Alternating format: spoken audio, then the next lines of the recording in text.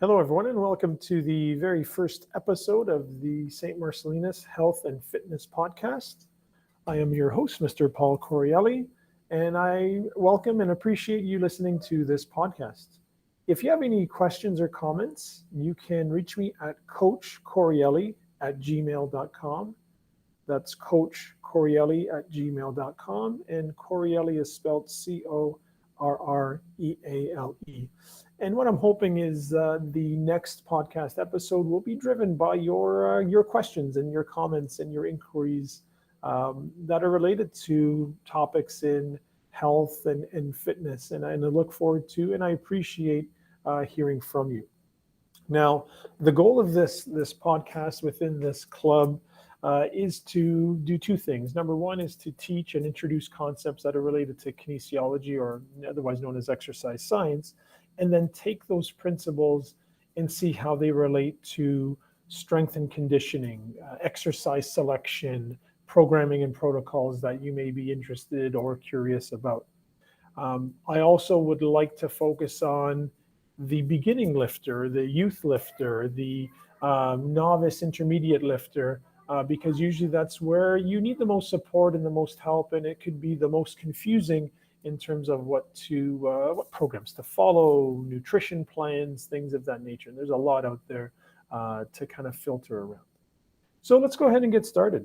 So the kinesiology principles I'd like to unveil to you today are with regards to describing movement, the movement within exercise, the movement within a sport, so to speak.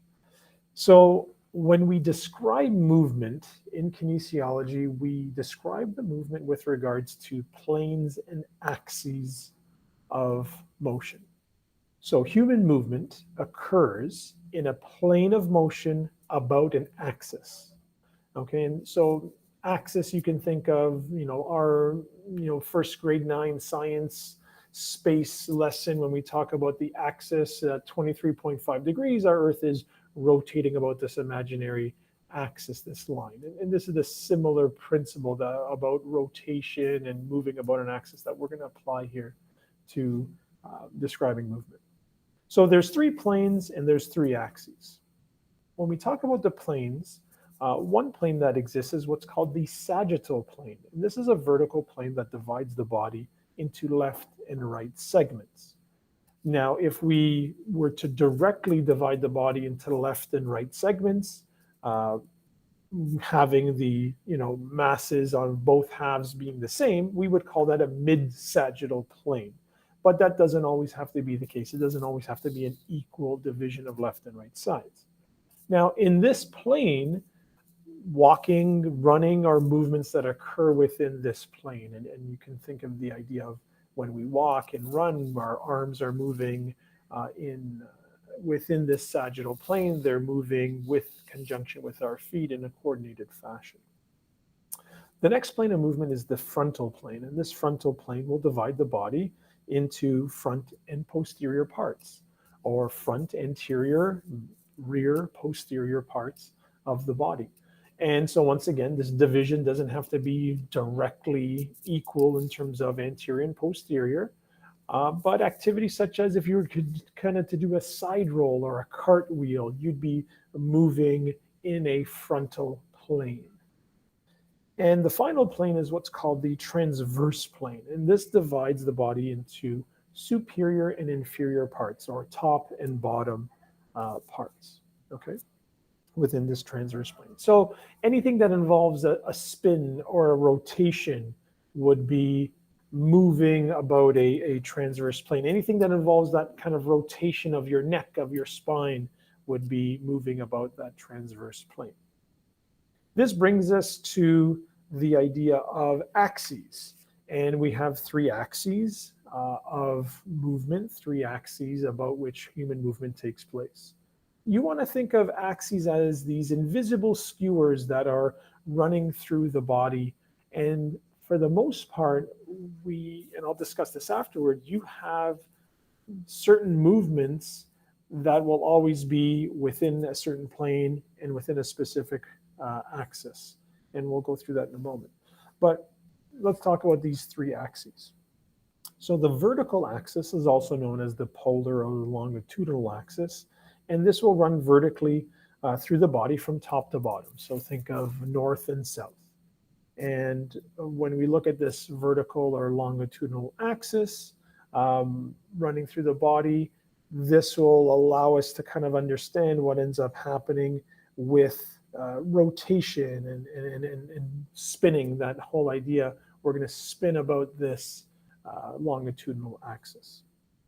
The next axis is the horizontal axis, and this is also known as the transverse axis, and this passes the body from side to side.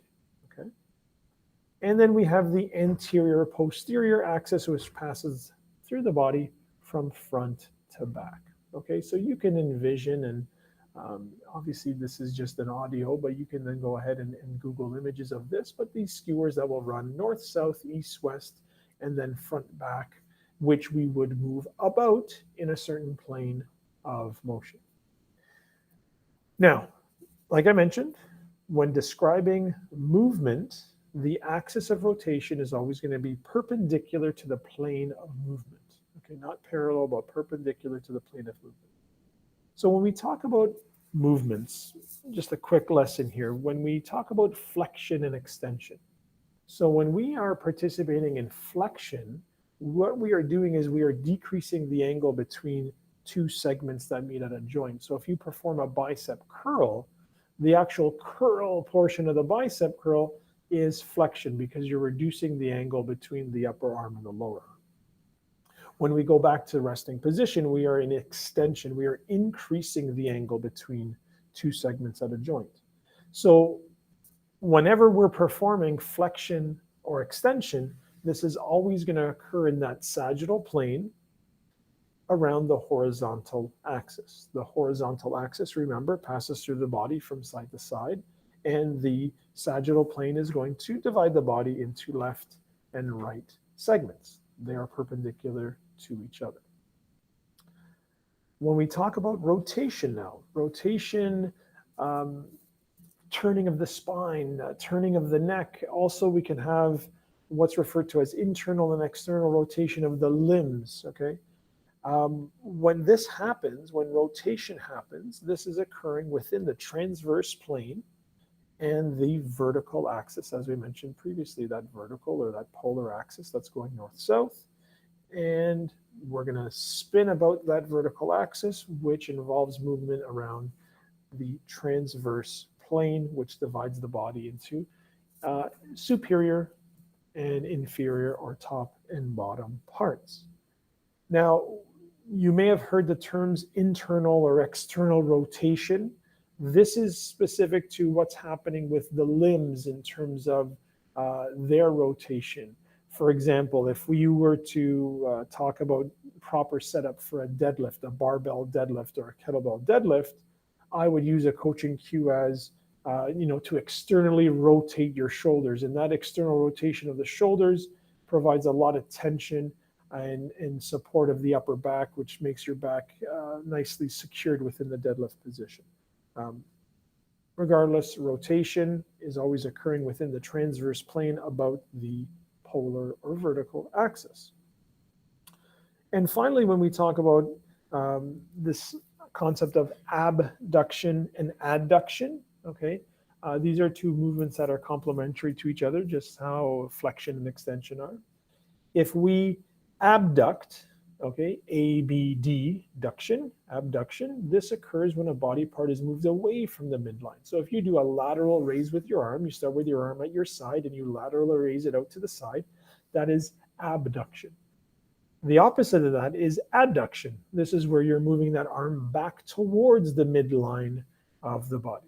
Okay? So abduction, moving away from the midline of the body, adduction, moving back towards the midline of the body. And so in this type of movement, you are moving in the frontal plane around the anterior, posterior axes. Okay.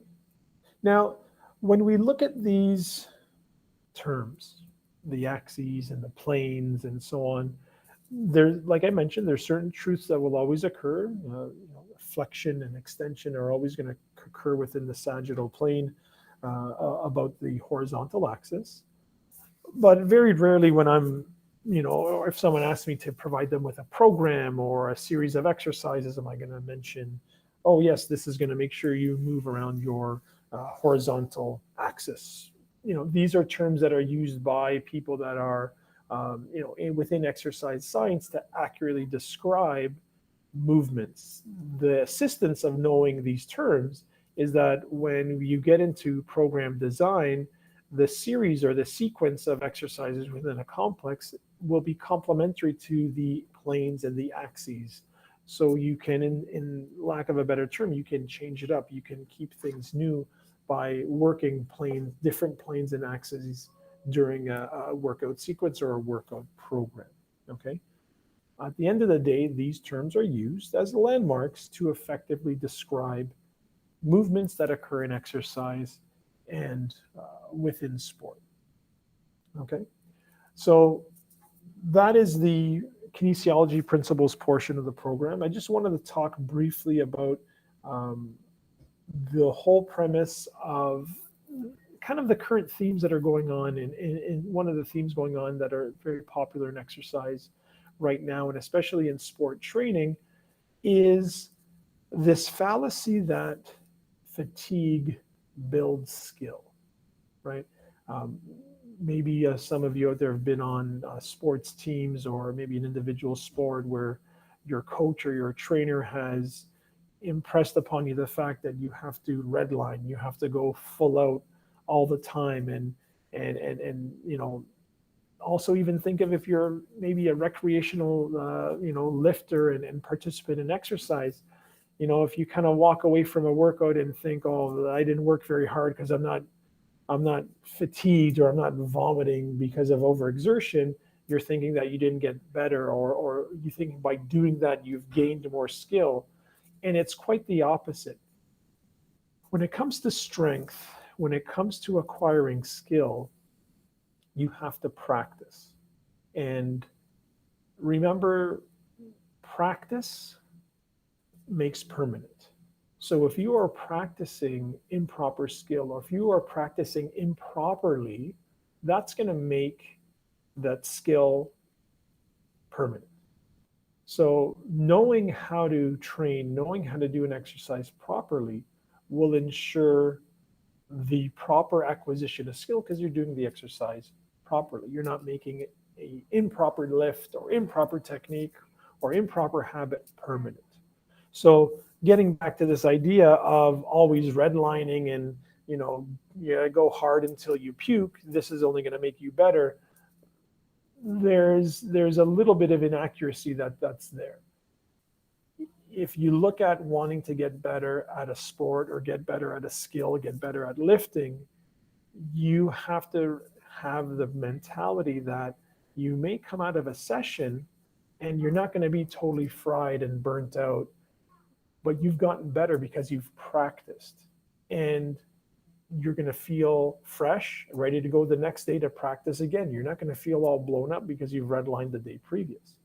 So this is something that we have to, as a community of people that are participating in sport and exercise and weightlifting and whatever it may be, you have to kind of get this idea that now we're supporting this idea of practice. We're not working out, we're not redlining ourselves, we're not going to full exertion.